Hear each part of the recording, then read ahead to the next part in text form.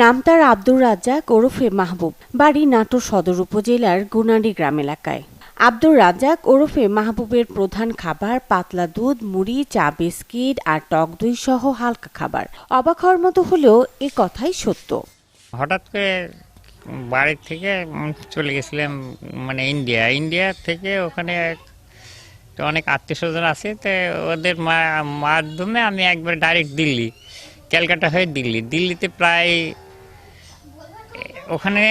ওখানকার লোক তো চাউল নেই খাতে, হ্যাঁ, ওরা রুটি খাতে, শুকনা জিনিসই ওরা পছন্দ করে, চাউল খানে চেয়ে আচ্ছা নেই। হ্যাঁ, দিল্লি ওখান থেকে আমার শিক্ষা যে চাউল খাতে আমার কাছেও পছন্দ না।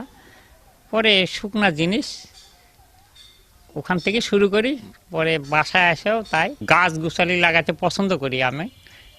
সবসময় একটা না একটা গাছ লাগাতেই আমার বসে থাকা যায় না। ওই নার্সারি থেকে গাছ নিয়ে এসে আমাদের কলম গাছ, আম গাছ থেকে শুরু করে ফলমূলের গাছ লাগাই। নতুন এবং ফিরে আসা গ্রাহকদের জন্য নগদে চলছে ক্যাশব্যাক সহ প্রতিদিন হাজারো উপহার জেতার সুযোগ। হবে আশা আর ফেরা, সারপ্রাইজ সেরা। মাহবুবের বয়স ৭০-এর কোঠায়। ১৯৭৭ সালে এসএসসি পাশ করার পর কলেজে পড়া অবস্থায় পেটের সমস্যা নিয়ে হাসপাতালে ভর্তি হন। চিকিৎসা করেও কোনো ফল হয়নি। পরে চিকিৎসা শেষে বাড়িতে আসার পর ভারী খাবার আর খেতে পারেননি বলে জানান তিনি। শুরুতে ভাত খেলেও ৩০ বছর বয়স থেকে মুখে ভাত দেননি এ বৃদ্ধ। সাথে খান না মাছ কিংবা মাংস।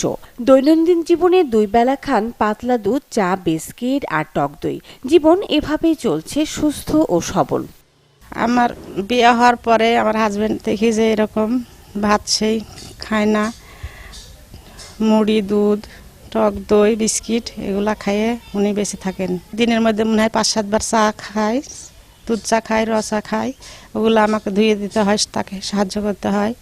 ভাত না খাওয়াটা অন্যদের কাছে অবাক বিষয় হলো অবাক নন প্রতিবেশীরা। ভাত না খেয়ে পরিচিত তার আত্মীয়রাও জানেন আব্দুর রাজ্জাকের ঘটনা, ফলে ভাত খেতে দেন না তাকে। ইনি আমার চাচা, দীর্ঘদিন যাবৎ ইনি শুকনা খাদ্য খাবার খায়, চা, বিস্কিট, দই, দুধ এগুলো খায় ইনি জীবন ধারণ করে। ৩০ থেকে ৩৫ বছর বয়স চলছে আমার। এই বয়স থেকে আমি দেখে আসতেছি আমার চাচা দুধ, বিস্কিট, চা এগুলো খায় জীবনযাপন করতেছে। আমাদের সম্মানিত মাহবুব ভাই দীর্ঘ ৪০ বছর যাবৎ উনি বিস্কিট এবং দুধ এবং ফলমূল এই খায় কিন্তু সে জীবন ধারণ করে। শুধু ভাতই নয়, তিনি মাছ মাংস খান না। ৪০ বছর ধরে মাছ, মাংস আর ভাত না খেয়ে বেঁচে থাকা পুষ্টিবিদ বা চিকিৎসকের কাছে স্বাভাবিক হলেও সাধারণ মানুষের কাছে বিস্ময়ের। Desk report, channel 24।